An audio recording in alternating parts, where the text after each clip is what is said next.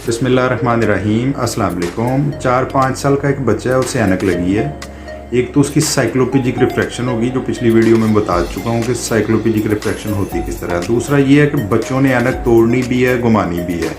ये वालिदैन की जिम्मेदारी है कि अगर आपके बच्चे को ऐनक लग गई है तो आपने उसको मुसलसल ऐनक लगानी है।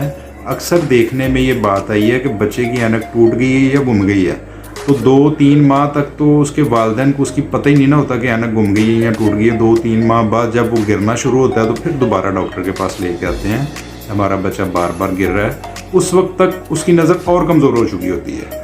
लिहाजा बच्चों की 5-4-5 ऐन के स्पेयर बनवा के रखा करें, ताकि जब भी उसकी ऐनक गुमे या टूटे, बजाय उसको कोई गैप देने के, बगैर ऐनक के घूमने फिरने के, फौरी तौर पर उसे नई ऐनक लगाएं। बहुत शुक्रिया, अपना ख्याल रखें। अस्सलाम वालेकुम।